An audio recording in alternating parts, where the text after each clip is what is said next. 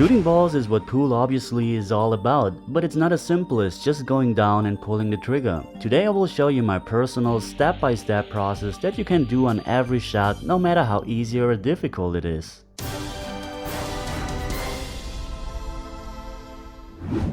Today I will show you my 10 steps that I do before every shot. The steps are divided into 3 categories: thinking, preparing and executing. And yes, 10 steps seem to be a lot, but don't be afraid. Your personal skill level and the difficulty of the shot will change the time you need to spend for every shot by quite a lot. So you could either spend a whole minute for a very difficult shot to go through every step, but also just 5 seconds on a simpler shot. Okay, I will do all the 10 steps one time very slowly and explain everything very detailed, and then we're going to do it faster in my usual rhythm. Check the angle. We're not checking the angle to already know where to aim, but to know what is possible with the cue ball. With a straight in shot, for example, we can move the cue ball only on this line without cheating the pocket. However, with an angle like this, we can basically get the cue ball everywhere on the table. Check where the next 2 balls are on the table. Here we want to know where the 7 ball and also the 8 ball is, because we want a nice angle to get from the 7 to the 8. If the cue ball would end here, we would have an easy shot on the 7 ball, that's true, but the 9 ball is a blocker and we would really have a hard time getting down table for the 8. Pick your point on the table. Considering the position of the 7 and the 8 ball, we're picking this point on the table so that we can easily go towards the 8 ball. Look for the best path to get there. If we check the tangent line, we will see that the cue ball will almost travel towards our point on the table. So we know that it's possible to go to this path with the cue ball, and this leads to the next step. Figure out where you have to hit the cue ball. We know the path we want to go, now we need to figure out where we have to hit the cue ball. By adding low on the cue ball, we can change the path like this. And if we then just add a tip of left hand English, the angle will open on the first rail and bring us towards our point. Okay, now we did all the thinking. That means we know where we want to end with the cue ball, which path it should travel and where we need to hit the cue ball. Now we start to prepare the shot. The first thing we do is step behind the aiming line, or the so-called baseline. This is already part of the aiming process. We aim while standing, not while down at the shot. So we're stepping behind the aiming line and put our left foot, because I'm a lefty, on the baseline. Now our arm, our head, the cue and foot are already on the right line. Visualize and feel the shot. Our brain doesn't understand words but images. That's why we have to visualize how the object ball drops and also the cue ball's path. This is a very important step because our muscle memory, brain and body will try to reproduce those pictures we just visualized. Preparing and feeling the shot is something I do simultaneously while visualizing. I do my pre-strokes in the air until I feel ready for the shot. It sounds very abstract, but it's very important. One part of feeling the shot is, for example, to figure out at what speed we will hit the cue ball.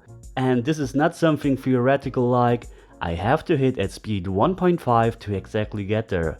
No, it's to already feel the speed in your arm and how the whole shot will look and feel. Okay, after we prepared the shot, that means we're feeling ready, we're finally going to execute the shot. First we step into the shot. Remember, my left foot, my left arm, my head and cue are still on the baseline. And now we just step into the shot and never leave that line. And now we're locking in. Before doing any pre-strokes, we will stay down for a short time. This is one part of checking that everything is aligned correctly so far. It helps to see if we're on the right point on the cue ball, if our body position, stance, arm and so on is feeling right. If we're doing the pre-strokes while going down, we can check this properly. Of course, it works as well, but I really improved by locking in first.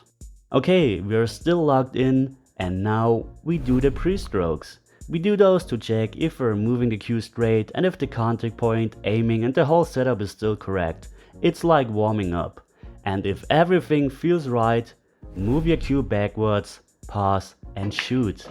It's not necessary to do a pause, but what is important that we have a smooth and controlled backswing. Because the backswing has nothing to do with the shooting motion.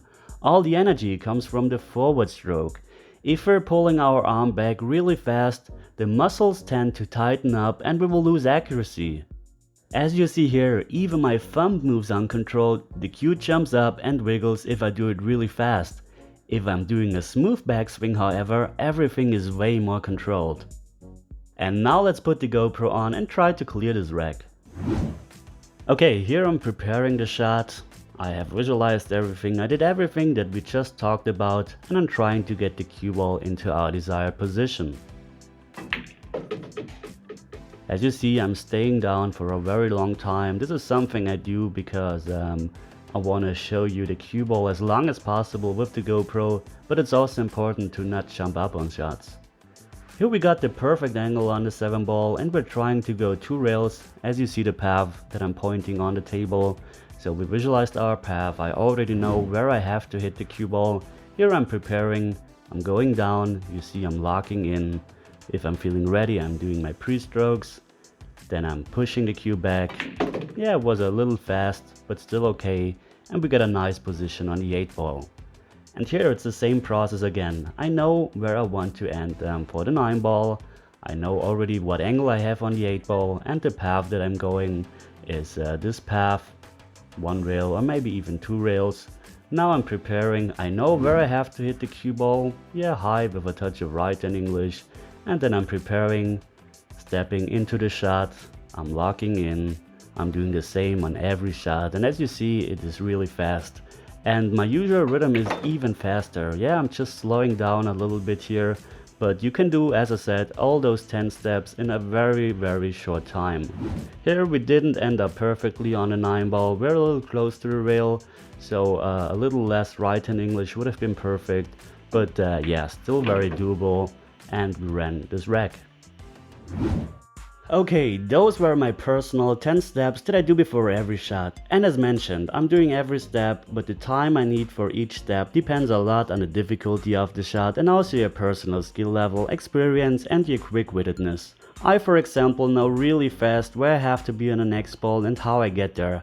But beginners, for example, will need more time. And that's just fine, with experience you will get faster. On my last video, where I was showing you how to run a rack of 8 ball with my GoPro, Andreas asked in the comments, why are you putting left spin on the 8 ball? First of all, there is no need to do this at all, it's just a habit I have to add a tiny bit of outside English on those shots. I just feel more comfortable, and you will also see a lot of pro players using a tiny bit of outside English on cut shots, even if it's not necessary. It helps to compensate for a cut-induced throw, but as I said, it wasn't necessary here. Okay guys, that's it for today. Let me know in the comments if you liked this video, and if so, consider to leave me a thumbs up and subscribe to my channel. Thanks for watching guys, thanks to my sponsors and patrons, and as always, see you at the next lesson. Take care.